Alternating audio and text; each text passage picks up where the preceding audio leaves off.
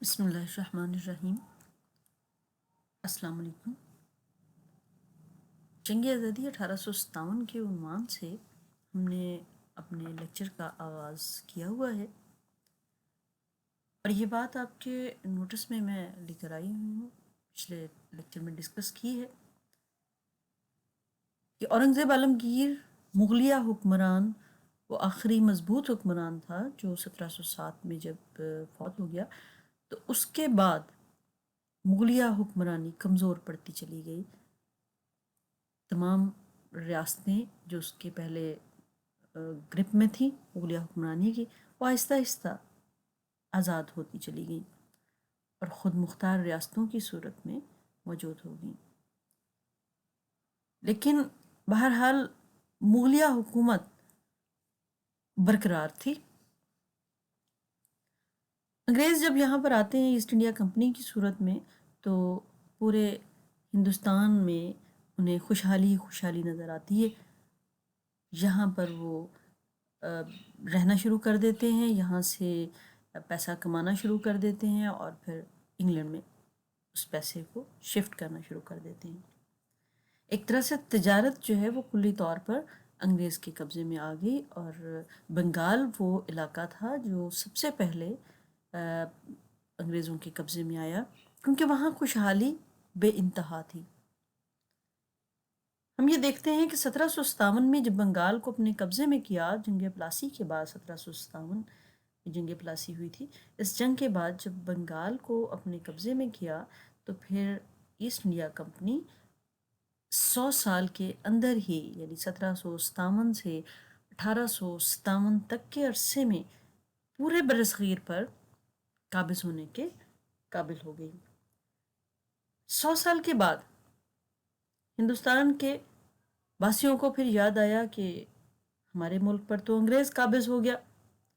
اب اسے باہر کیسے نکالنا ہے، اس سے آزادی کیسے حاصل کرنی ہے۔ انہوں نے اچانک جب افتاد پڑی تو انہوں نے پھر سوچنا شروع کر دیا، اور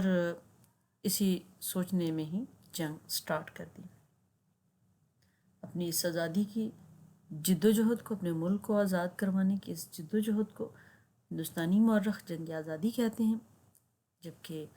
انگریز اس کو غدر یا بغاوت کہتا ہے۔ اب ہم اس جنگ آزادی 1857 کے حوالے سے ان تمام اسباب کا جائزہ لیں گے جو جنگ آزادی کا باعث بنے، اور پھر اس جنگ آزادی کی ناکامی کا بھی جائزہ لیں گے کہ جس کے بعد پورے بر صغیر پر انگریزوں کی، برٹش کی حکومت قائم ہو گئی۔ یہ بات آپ سب جانتے ہیں کہ کوئی بھی واقعہ اچانک نہیں ہوتا، اس کے ہونے کے بہت سارے سبب ہوتے ہیں جو پہلے جمع ہوتے رہتے ہیں واقعات، اور پھر ایک دم وہ واقعہ ہو جاتا ہے۔ شاعر نے کیا خوب کہا ہے کہ وقت کرتا ہے پرورش برسوں، حادثہ ایک دم نہیں ہوتا۔ چنانچہ آپ دیکھ سکتے ہیں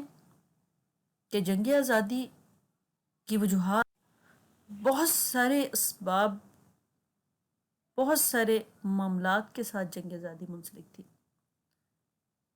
اس جنگ آزادی کی ہم پہلے ڈیفینیشن کر لیتے ہیں کہ یہ جنگ آزادی آخر تھی کیا۔ بات تو یقیناً آپ کو سمجھ آ گئی ہے کہ ہندوستانیوں نے جنگ لڑی انگریزوں کو اپنے ملک سے نکالنے کی۔ تو اس کو ہم آپ کی آسانی کے لیے زیادہ واضح طریقے سے بات کر لیتے ہیں کہ مغلیہ حکومت کو بے اثر بنا کر شاطرانہ چالوں کے ذریعے برصغیر پر حکومت کرنے والی انگریزوں کی ایسٹ انڈیا کمپنی کو برصغیر سے نکالنے کی ہندو مسلم مشترکہ آخری انقلابی کوشش کا نام جنگ آزادی ہے۔ سیاسی وجوہات تھیں اس جنگ کی، کچھ معاشرتی وجوہات تھیں،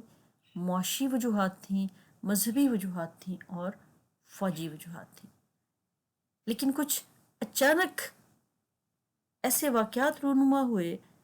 جن کو ہم فوری وجوہات کہتے ہیں، جس کی بنا پر یہ جنگ جو ہے سٹارٹ ہو گئی۔ اب ہم ایک ایک کر کے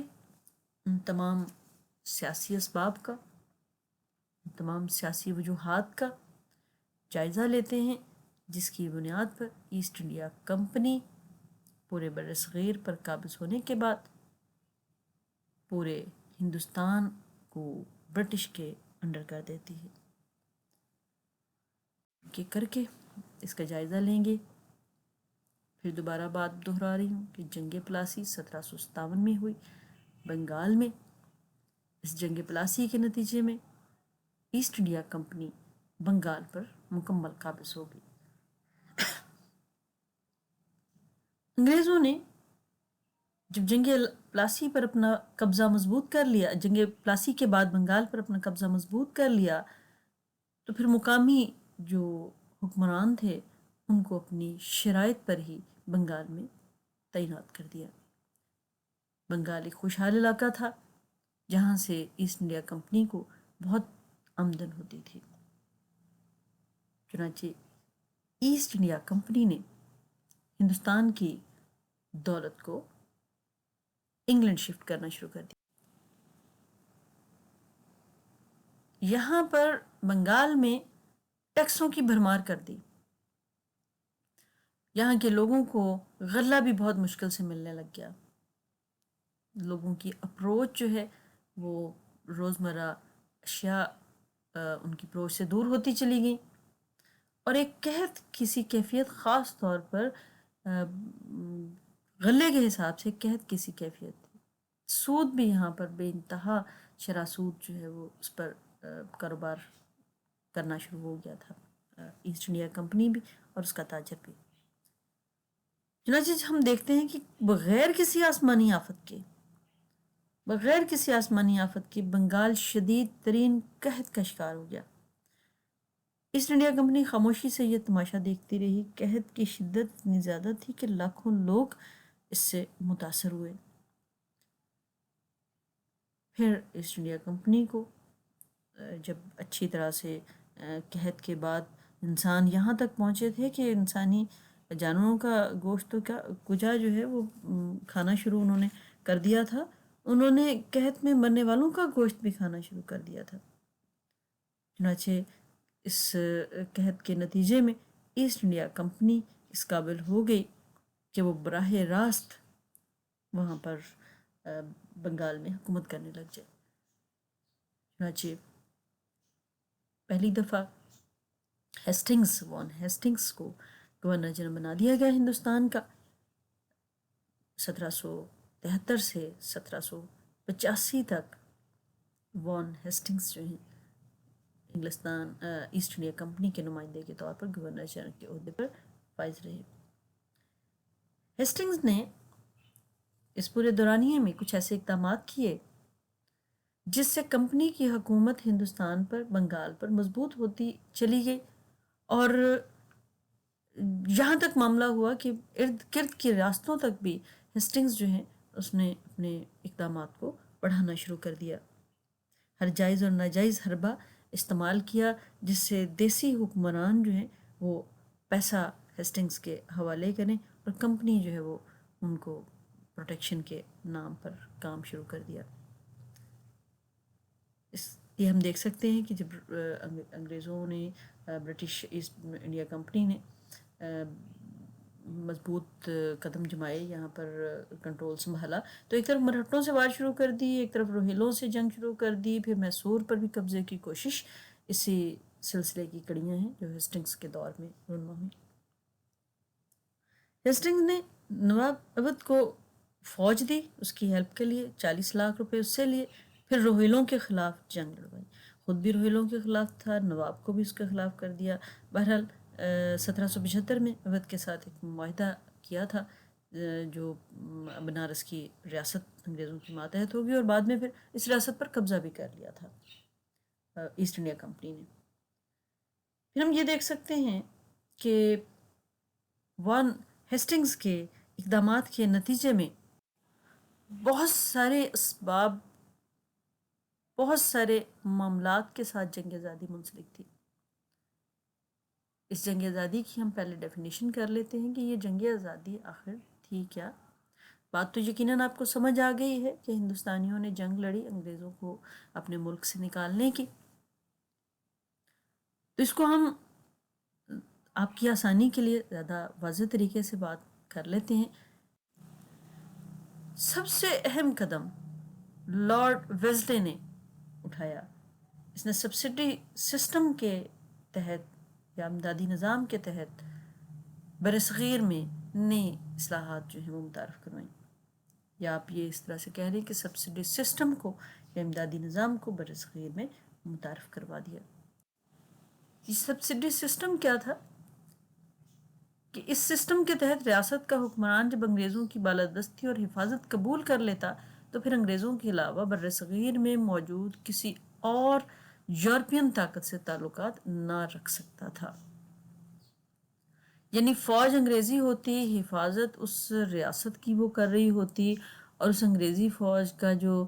خرچہ ہے وہ پھر ریاست ادا کرتی، اور ریاست نے اس انگریز کے ساتھ تعلقات جب قائم کرنے ہیں تو پھر کسی دوسری ریاست، کسی دوسری یورپین طاقت کے ساتھ تعلقات قائم نہیں کرنے جو اس وقت وہاں پر موجود تھی۔ جیسا کہ میں اپنے پہلے لیکچر میں آپ کو بتا چکی ہوں، ڈچ بھی تھے،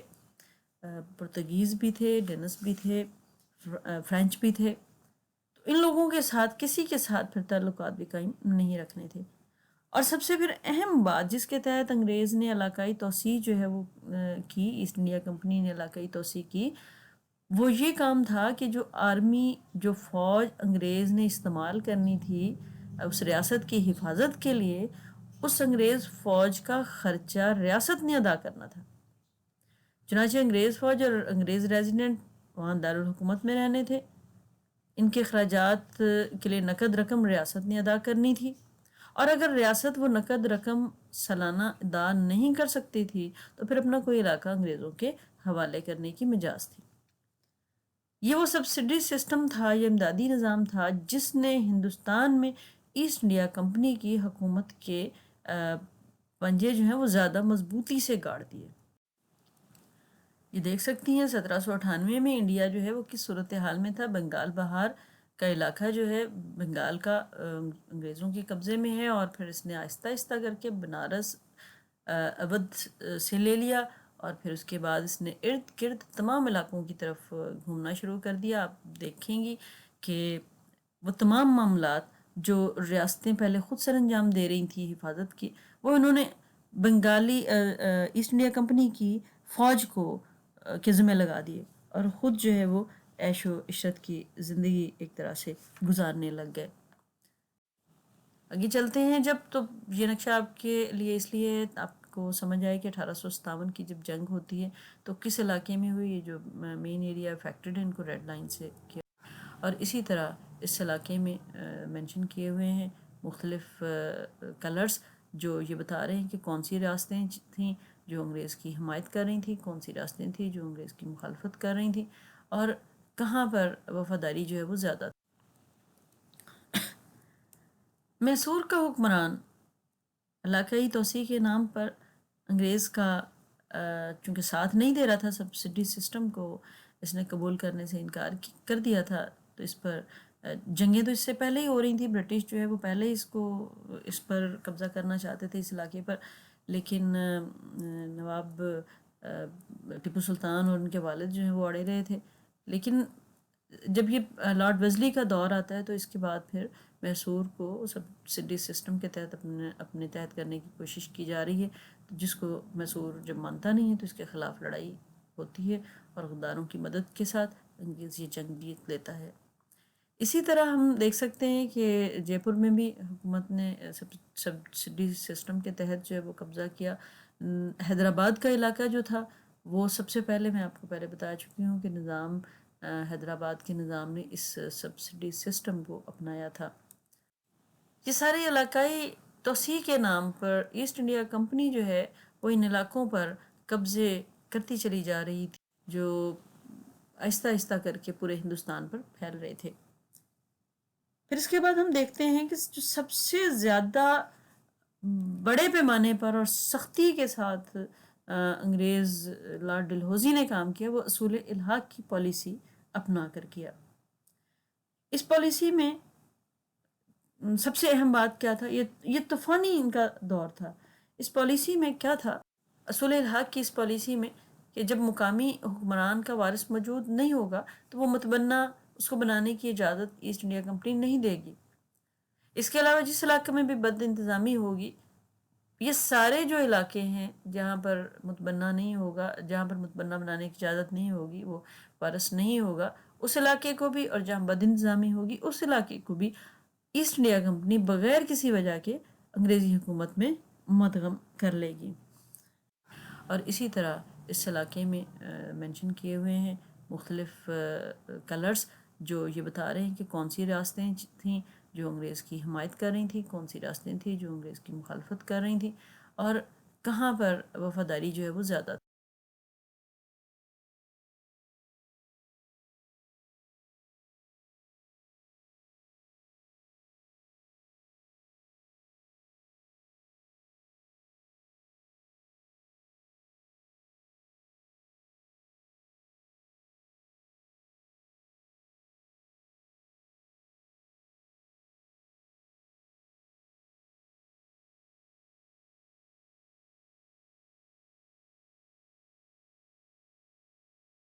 جو اگلی ہماری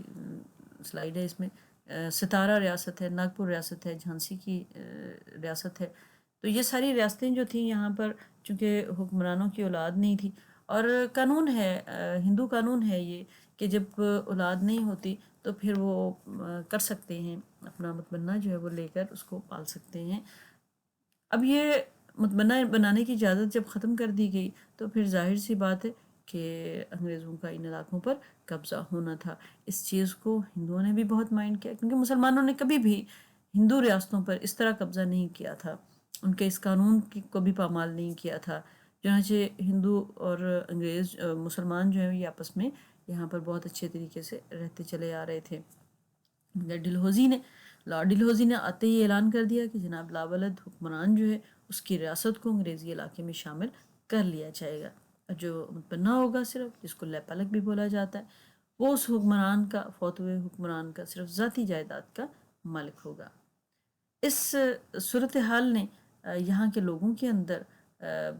غصے کو، نفرت کو جنم دینا شروع کر دیا ہوا تھا، اور آہستہ آہستہ کر کے یہ غصہ اور نفرت جو ہے یہ بڑھتی چلی گئی تھی۔ پھر ہم دیکھتے ہیں کہ انگریزوں نے جب پینشن اور وظائف جو ہیں وہ ضبط کرنا شروع کر دیے، جیسے مثال کے طور پر پیشوا باجی راؤ جو تھے، ان کے متبنہ نانا صاحب کو ان کا پینشن دینے کا کام جو ہے وہ ختم کر دیا۔ کمپنی نے آخری مرہٹہ پیشوا باجی راؤ کا وظیفہ مقرر کر رکھا تھا، اور جب 1853 میں اس کی ڈیتھ ہوتی ہے تو پھر نانا صاحب کو انہوں نے وظیفہ دینے سے انکار کر دیا، اور صرف یہ کہا کہ ان کو اتنی زیادہ ان کی ذاتی جائیداد ہے، اتنی زیادہ کہ انہیں پیسے کی ضرورت نہیں ہے۔ چنانچہ ظاہر سی بات ہے کہ پھر غم و غصہ جو ہے وہ نانا صاحب اور ان کے جو ہمدرد تھے ان کے اندر پیدا ہونا تھا۔ اسی طرح تنجور، ابھی جو میں نے پہلے پچھلی کلپ میں دکھایا، تنجور جو ہے اس کے راجہ کو بھی اس کا خطاب اور اس کا وظیفہ دونوں جو ہے اس کے متمنہ کو نہ دیے گئے۔ یہ تمام امر جو تھے یہ مقامی آبادی میں غم و غصہ پیدا کرتے چلے جا رہے تھے۔ اگلا سب سے اہم جو کام پھر کہ مغل حکمران بہادر شاہ ظفر، جو مغلیہ حکومت کا آخری فرما روا ثابت ہوا، اس کے انگریزوں کے ساتھ تعلقات جو ہیں وہ بڑے عرصہ پہلے سے اس طریقے سے قائم ہوئے تھے کہ اس کے بڑوں نے انگریزوں کا جو ساتھ ہے وہ دینا شروع کر دیا تھا۔ شاہ عالم کی حکمرانی کو انگریزوں نے قبول کر لیا تو اس کا کام جو ہے وہ چلتا رہا، لیکن قبول کیسے کیا کہ انہوں نے وظیفہ دینا شروع کر دیا۔ انہوں نے کہا جی آپ اس طرح کریں، ہم آپ کو وظیفہ دیتے ہیں، آپ سکون کے ساتھ گھر بیٹھ جائیں، آپ کی ریاست کی بھی ہم حفاظت کر لیتے ہیں، آپ کے کام کا بھی ہم ذمہ اپنے لیتے ہیں، بس آپ بادشاہ کے نام کے ساتھ، جو ٹائٹل کے ساتھ آپ حکمرانی کرتے رہیں۔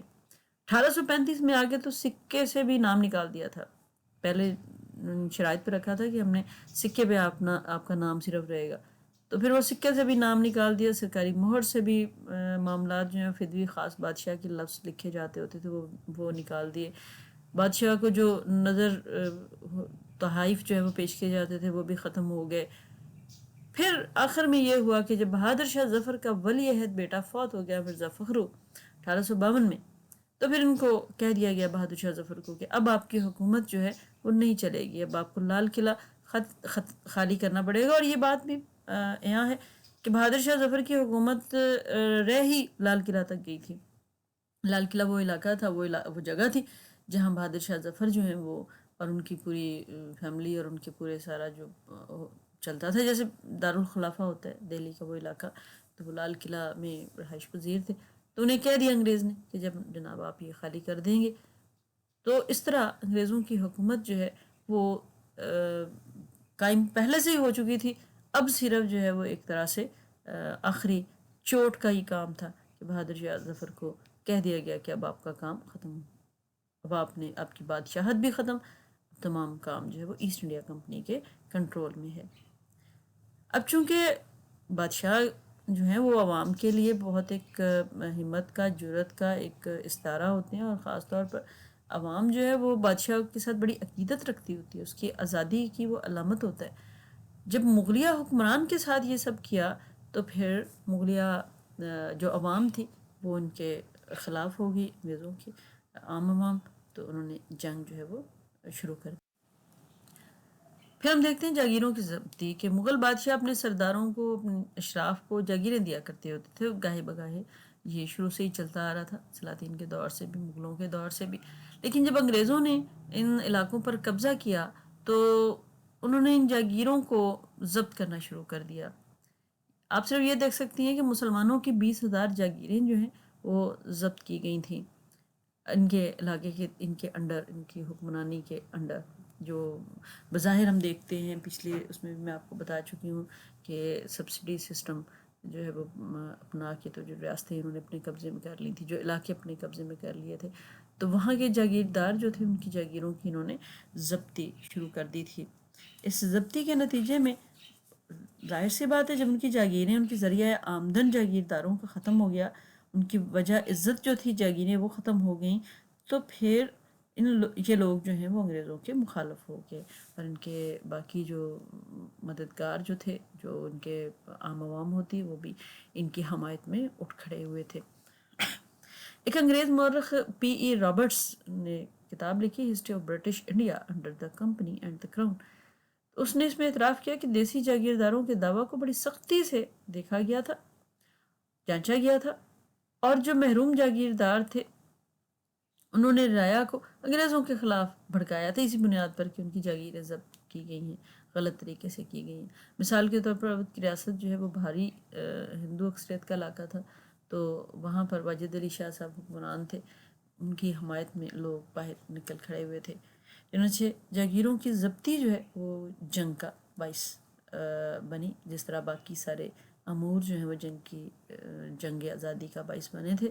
اس طرح یہ معاملہ بھی جنگ آزادی کا باعث بنا. پھر ہم دیکھتے ہیں کہ والیان ریاست کے اندیشے. اب ہم پچھلی ریاستوں کے معاملات تو پڑھ چکے ہیں کہ ان ریاستوں پر ایک ایک کر کے انگریز نے اپنی توسیع پسندی کی پالیسی کے تحت قبضہ جما لیا تھا. چنانچہ جو باقی حکمران تھے، 600 سے زیادہ ریاستیں تھیں ہندوستان میں، آپ لوگوں کی اطلاع کے لیے. تو یہ ریاستیں جو تھیں، جو باقی ماندہ، جو انگریزوں کے بھی قبضے میں نہیں گئی تھیں، تو وہ ریاستی حکمرانوں کو اپنے مستقبل کے بارے میں بڑی پریشانی ہو گئی تھی. خاص طور پر جب سندھ، پنجاب اور اودھ پر انگریزوں نے قبضہ کر لیا تو پھر باقی لوگ جو ہیں وہ پریشانی میں آ گئے کہ جناب اگر اصول الحاق کی پالیسی لگا دی گئی تو پھر ہندو راجاؤں کی حکومتیں جو ہیں وہ چلی جائیں گی. تو اس طرح سارے جو حکمران تھے، جو مقامی ریاستیں تھیں، وہ ساری تشویش میں پڑ گئی تھیں کہ کہیں ہمارے علاقے جو ہیں وہ بھی کہیں انگریز کے قبضے میں نہ چلے جائیں. خود چارلس نپر جو سندھ کے گورنر کے طور پر کام جنہوں نے کیا تھا، انہوں نے یہ بات کہی تھی کہ اگر میں صرف 12 برس کے لیے بر صغیر کا حاکم بن جاؤں تو کوئی دیسی حکمران باقی نہ رہے گا، نظام کا نام و نشان مٹ جائے گا. تو یہ ایک اندیشے تھے جو سچ ثابت ہو سکتے تھے، جس کو سچ ثابت ہونے سے بچانے کے لیے ان ریاستوں کے حکمرانوں نے اپنے طور پر جنگ جو ہے وہ چھیڑی تھی۔ پھر ہم دیکھتے ہیں کہ مسلمانوں سے جب انگریز جو ہیں چونکہ انہوں نے مغل حکمرانوں سے لی تھی ساری بادشاہت، تو ان کی حکومت کا خاتمہ کیا تھا، تو مسلمانوں کو کچل ڈالنے کی ہر ممکن کوشش کی تھی انگریزوں نے، تاکہ ان کے مقابلے میں آگے نہ بڑھ سکیں۔ اور ہندوؤں کو انہوں نے دوسری طرف ہندوؤں کو انہوں نے آگے بڑھایا تھا، تاکہ ہندوؤں نے محسوس ہوا تھا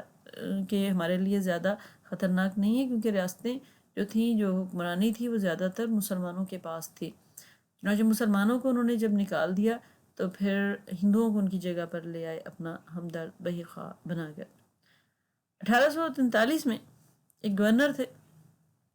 لارڈ ایلنبرو، انہوں نے خط لکھا ڈیوک آف ویلنگٹن کو کہ میں اس یقین سے چشم پوشی نہیں کر سکتا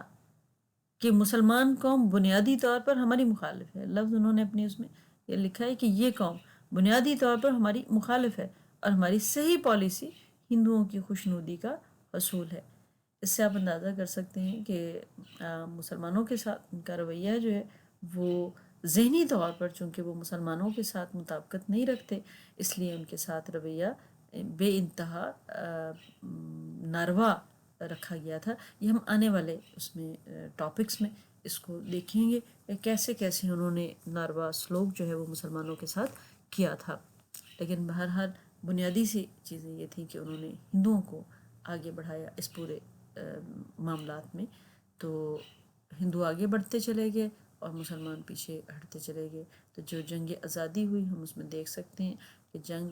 ہندوؤں نے بھی کی، مسلمانوں نے بھی کی، لیکن ان مسلمانوں نے اور ان ہندوؤں نے صرف کہ جن کے مفادات پر زد پڑی تھی۔